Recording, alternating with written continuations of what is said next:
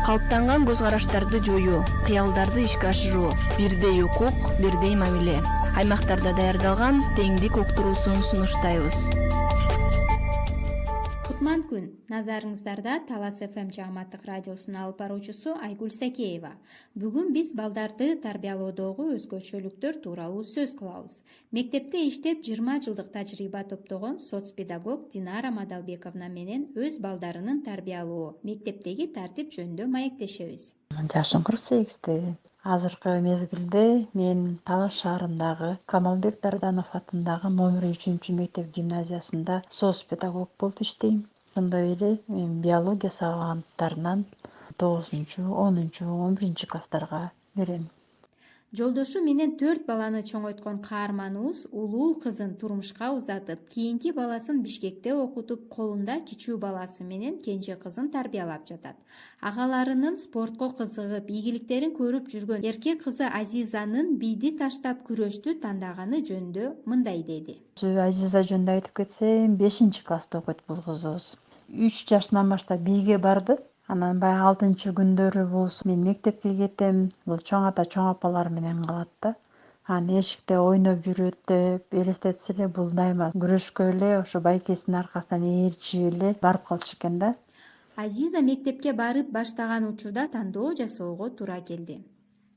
Мейлим кызым, күрөштү тандасаң деп атасы базарга алып барып күрөшкө кие турган кийимдерин баардыгын алып берип, мындай жол менен барасың, мындай жол менен кайра үйгө келесиң деп. Анан өзү эле барып баштады. Жамгыр жаап атабы, күн ысык болуп атабы, ага карабастан болбой эле ошо кете берчү да. Кызынын чечимин кабыл алууга Динара айымдын мектептик тажрыйбасы түрткү болду. Анын айтымында мугалим окуучуну колдоп турса, ал көп ийгиликтерге жетишет. Жумушта да кыздын орду, баланын орду деген стереотиптер жок экендигин айтат. Немецкий клон менен окушат балдар. Мындай стереотиптерге көп жолуга бербейбиз да. Кыздарыбыз балдар менен тең тайлашып, байгелерге ээ болуп келишип атат да. Линейка учурунда вручениялары болот. Негизи абдан сыймыктанышат да. Ушундай биздин кыздарыбыз бар, ушундай балдарыбыз бар деп. Ар бир адам өзүнө тың болгону жакшы го деп ойлойм да. Эркек бала болсо деле ал жумуртка куруп, тамак бышырып, өзүнүн кийимин өзү жууп, үтүктөгөнгө даяр болуш керек. Азизанын машыктыруучусу Улан Эсенбаев дагы стереотиптик көз караштардан алыс. Анын айтымы боюнча, адамдар эң биринчи спорт менен ден соолук үчүн машыгуусу керек. Кыз киши күрөшкө катышканга болбойт.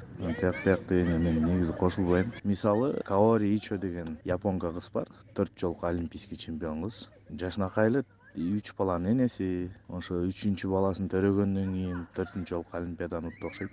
Эми спортто үйдөн поддержка болмоюнча болбойт да негизи. Көп эле кыздар келет, үйдөн поддержка жок, таштап кетип калат да.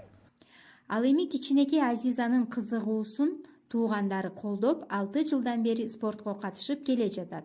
Анын оюнда ар бир кыз баланын өз кыялдары болот, аларга жетиш керек. Менин оюмча кыз болсо эле бийге барыш керек эмес, может бокска баргысы келет. Балдар деле бар, күрөшкө эле баргысы келбейт, алар бийге баргысы келет, комузга баргысы келет. Любой бала өзүнүн желаниясын, мечтасына жетиш керек деп ойлойм.